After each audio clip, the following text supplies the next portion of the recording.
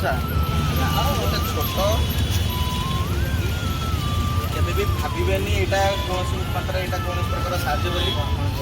जी समय कथा है बहुत बड़ कथा समस्ते समस्त क्या मिसापी केवे भी समय ना आप से मो से कथा है मिसिली जो आत्मीयता बढ़ला से सब बड़ा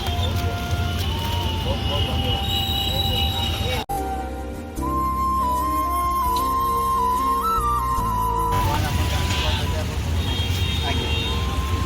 केबे भी तुम जो कमटा मो से करुच 70 वर्ष है